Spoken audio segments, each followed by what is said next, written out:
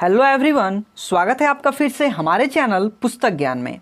Friends, आज के इस वीडियो में हम लोग बात करने वाले हैं क्लास 8 के हिंदी का पाठ 11 जब सिनेमा ने बोलना सीखा का। आज हम लोग हिंदी समरी देखेंगे। तो चलिए देर ना करते हुए समरी की तरफ रुख लेते हैं। इस पाठ में भारतीय सिनेमा जगत में आए जो महत्वपूर्ण बदलाव है उसके बारे में बताया गया है। 14 मार्च 1931 की ऐतिहासिक तारीख को पहली बोलने वाली फिल्म आलम आरा का प्रदर्शन हुआ। उससे जो पहले थी मुख्य फिल्में बनती थी जो काफ़ी लोकप्रिय भी हुआ करती थी। इस तिथि के बाद भारतीय सिनेमा ने आज तक कभी भी पीछे मुड़कर नहीं देखा। भारतीय सिनेमा जगत में फिल्म आलम आरा को पहली सवाक फिल्म होने का गौरवपूर्ण स्थान प्राप्त है। सवाक फिल्म का यहाँ तात्पर्य है बोलती फिल्म। 14 मार्च 1931 को जब यह फिल्म प्रदर्शित हुई तो उसके पोस्टर पर लिखा था, वे सभी जीव हैं, सांस ले रहे हैं, 100% बोल रहे हैं। 78 मुर्दा इंसान जिंदा हो गए, उनको बोलते बातें करते देखें।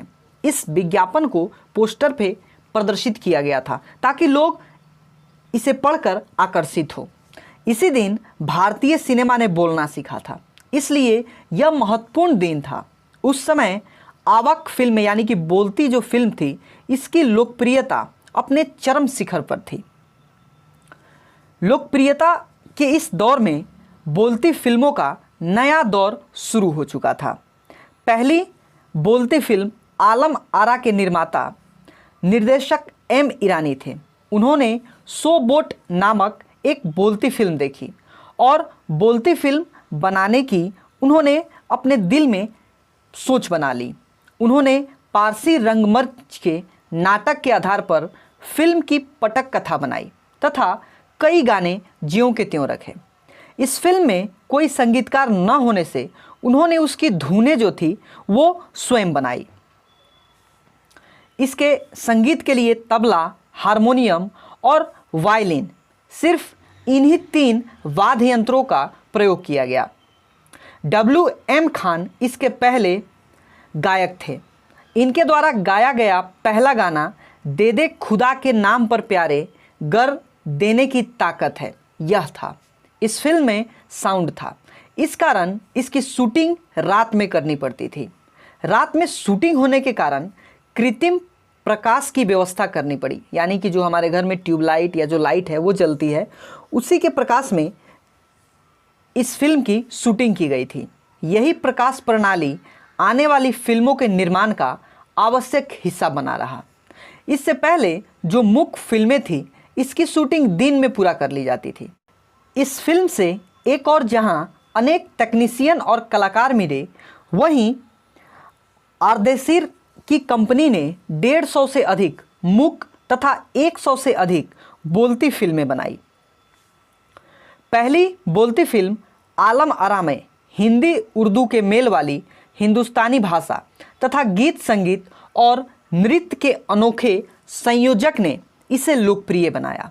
जुबैदा इस फिल्म की नायिका थी और नायक थे विट्ठल। विट्ठल को उर्दू बोलने में मुश्किल होती थी।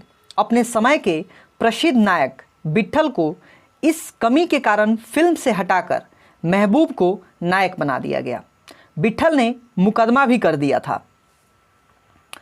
मुकदमे में उनकी जीत हुई और उन्हें पुनः इस फिल्म का नायक बनाया गया। इससे विट्ठल की सफलता और लोकप्रियता बढ़ती गई। उन्होंने लंबे समय तक नायक और स्टंटमैन के रूप में काम किया। इसके अलावा इस फिल्म में सोहराब मोदी, पृथ्वीराज कपूर, याकूब और जगदीश सेठी जैसे अभिनेताओं ने भी काम किया था। 14 मार्च 1931 को मुंबई के मैजेस्टिक सिनेमा में प्रदर्शित यह फिल्म 8 सप्ताह तक हाउसफुल चली थी। 10 फुट लंबी तथा 4 महीने में तैयार इस फिल्म को देखने के लिए दर्शकों की भीड़ लगी रहती थी।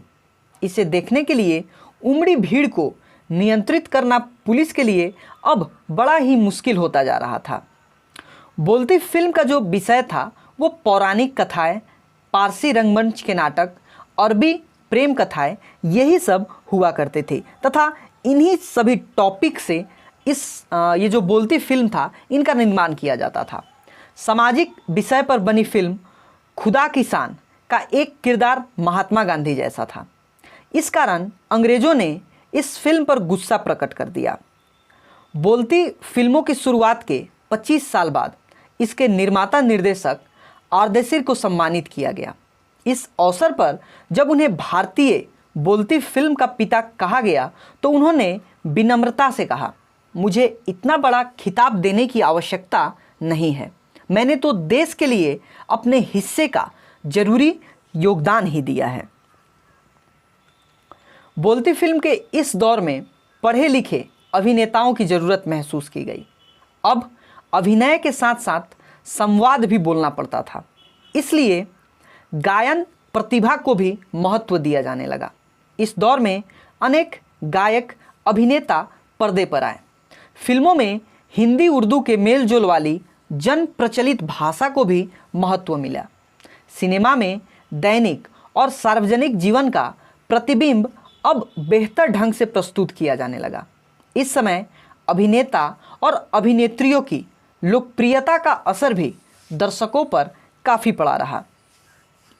माधुरी फिल्म की नायिका सुलोचना की हेयर स्टाइल खूब लोकप्रिय हुई। औरतें अपने बाल की केश सज्जा सुलोचना की तरह ही करवाती थी। यह फिल्म भारत के अलावा श्रीलंका, बर्मा और पश्चिमी एशिया में खूब पसंद की गई थी।